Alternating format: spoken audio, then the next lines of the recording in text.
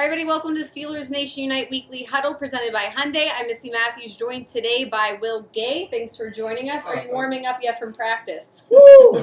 I'm throwing up. It's going to be cold on Sunday. Coach T getting the team ready by having a very cold practice, about 3 degrees. So let's warm up with some questions from the fans, Will. This one is from Brian. He wants to know, well, first he says, congrats, great season so far. When and where did you first get into football? Well, I'm from Florida, so it's kind of you come out the womb like in football.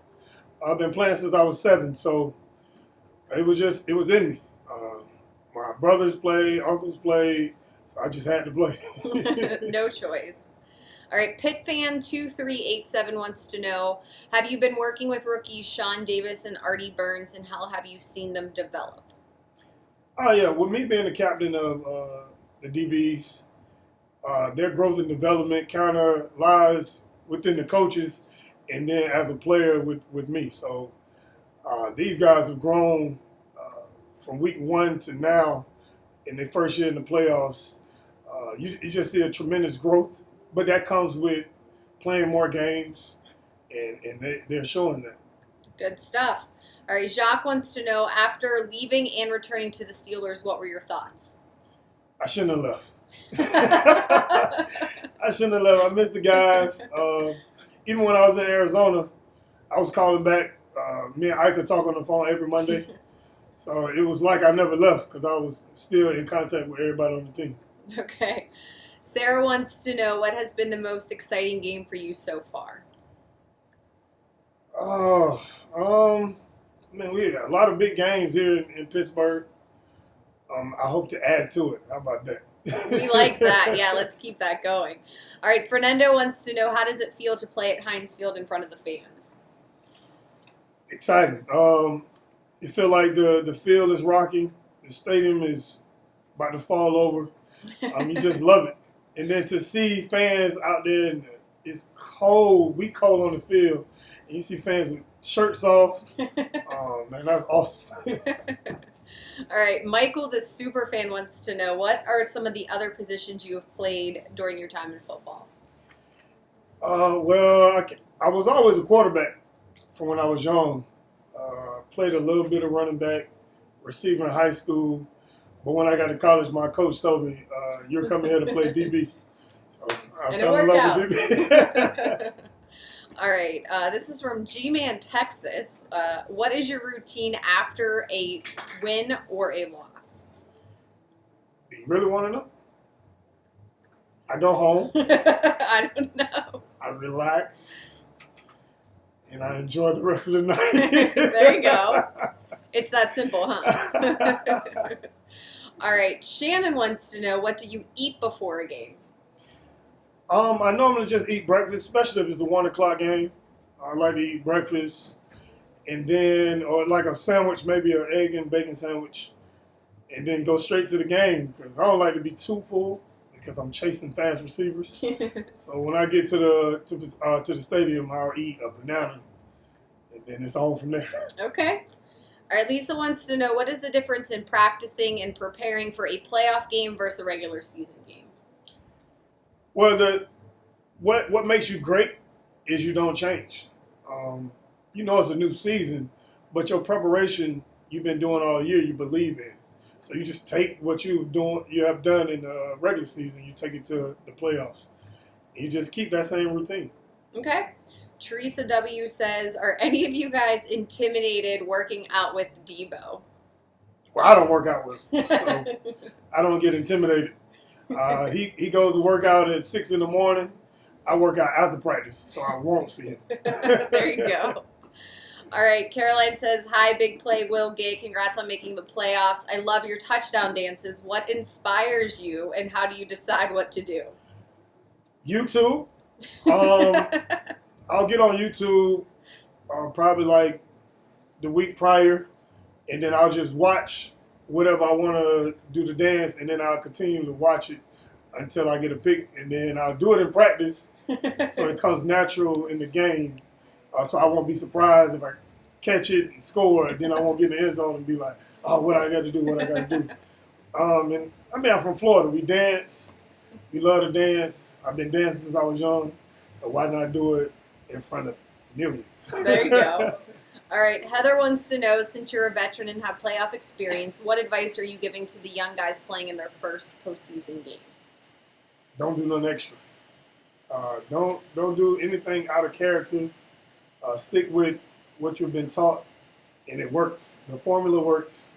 I've seen it. You don't have to make anything up. Okay. All right, this next one is from Jamie. Happy belated birthday, number 22. In 3 words, can you sum up your NFL career thus far? In 3 words? Yeah, that's hard. Let's see. Awesome, grateful, and excellent. I don't know, man. That's good. That's perfect. That's perfect. All right, we just want to let you know the keyword for today is wild for Wild Card Weekend. So after this, head to SteelersNationUnite.com. On the homepage, enter the keyword wild. But we have time for a few more questions, Will. This one is from Jay.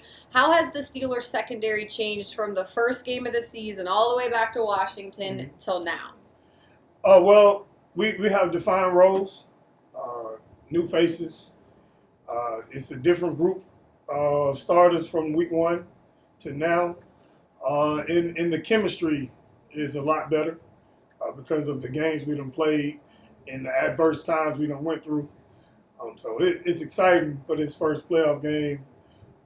We feel like there's no young people now. Every young guy has 16 games, so you can't say you're young anymore. That's a season. and veterans, you done been there, done that, so you got to show your growth. And we're just ready to roll, man. Wish we played today, but we play on Sunday.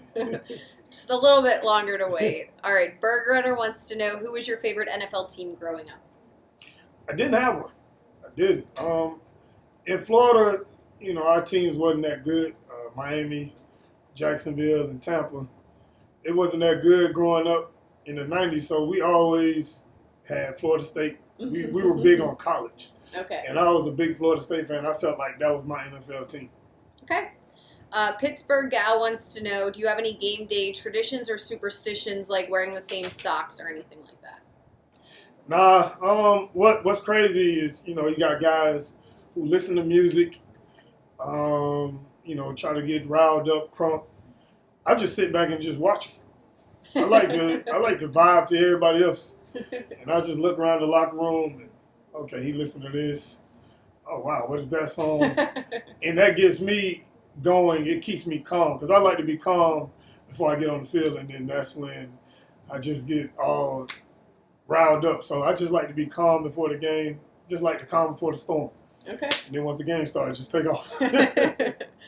All right. Pitt fan stuck in Seattle wants to know, are you guys old enough to appreciate how good Coach Carnell Lake was as a player?